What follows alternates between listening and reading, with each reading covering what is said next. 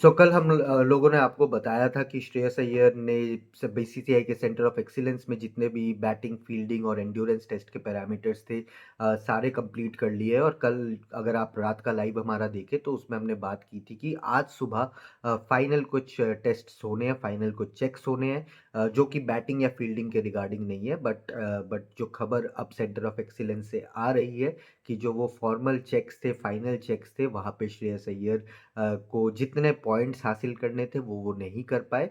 Basically strength tests हुए थे और रनिंग ड्रिल्स हुए थे, जहाँ पे रनिंग ड्रिल्स में श्रेयस का जो टाइमिंग था वो बिल्कुल ठीक था।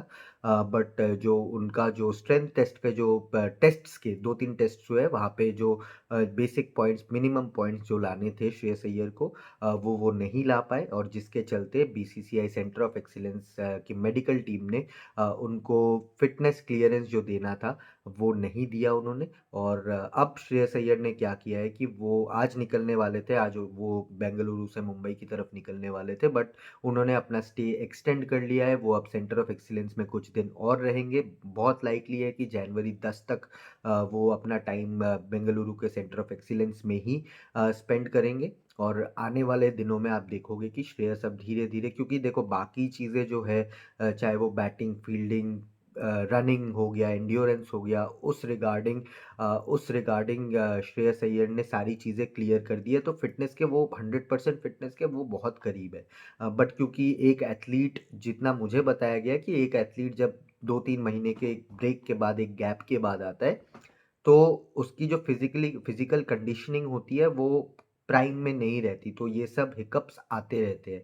और क्योंकि वो सिर्फ स्ट्रेंथ टेस्ट्स में फेल हुए हैं, आने वाले दिनों में आप उनको देखोगे कि वो रिगेन कर रहे हैं, पावर अपनी धीरे धीरे रिगेन कर रहे हैं, तो वो उस जगह में भी पहुंच जाएंगे अब बहुत जल्दी। बट जो 3 तारीख या 6 तारीख के जो मैचेस थे विजय हजारे ट्रॉफी के, वो मुंबई के लिए श्रेयस अय्यर नहीं खेलते हुए दिखेंगे, क्योंकि अब मुंबई क्रिकेट एसोसिएशन के साथ क्लियरली कम्युनिकेशन हो गई है कि श्रेयस अय्यर वो 2 मैचेस नहीं खेलेंगे। तो इसका मतलब है कि वो अपना वो टाइम सेंटर ऑफ एक्सीलेंस में स्पेंड करने वाले हैं।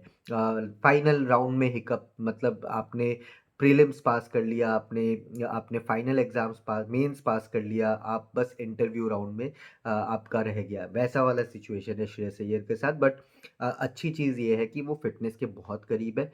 और देखो ओडीआई, ये जो न्यूजीलैंड वाली ओडीआई सीरीज थी, ये भी एक एक टाइप की एक इनकॉन्सिक्वेंशियल सीरीज है, क्योंकि आपको आने वाले टाइम में 2027 के लिए आप प्रिपेयर कर रहे हो। सो एक प्लेयर अगर एक बायलैटरल मिस कर रहा है इन बिटवीन इंजरी के चलते, तो बीसीसीआई थोड़ा सा, मेडिकल टीम भी थोड़ा सा एहतियातन बरत रही है उसको लेकर।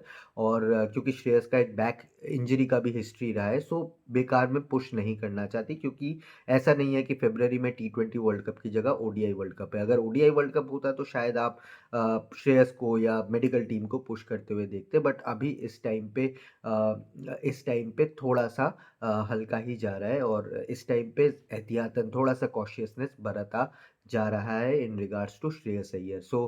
ये अपडेट है बीसीसीआई के सेंटर ऑफ एक्सीलेंस बेंगलुरु से कि श्रेयस अय्यर की जो अपडेट है, वो इस टाइम पे उनको फिटनेस क्लियरेंस नहीं दी गई है विजय हजारे ट्रॉफी में रिटर्न करने के लिए, ओडीआई सीरीज खेलने के लिए। बट आने वाले दिनों में अगर इसमें कुछ बदलाव आते हैं, क्योंकि वो अब रुकेंगे, कंटिन्यूस उनकी जो कंडीशनिंग है, रिहैब है, वो चलता रहेगा। और वो रिहैब में अगर आने वाले 2-3 दिनों में, क्योंकि 4 तारीख को सिलेक्शन कमेटी बैठेगी, वर्चुअल मीटिंग होगी पिक करने के लिए, 4 तारीख से पहले अगर कुछ भी टाइप का क्लियरेंस मिलता है श्रेयस अय्यर को, तो वो हम आपको बता देंगे। बाकी आप लोग लाइक कर देना, शेयर कर देना वीडियो को, और सब्सक्राइब भी कर देना अगर आपने नहीं किया हो। धन्यवाद देखने के लिए, और बने रहिए हमारे साथ। Thank you so much.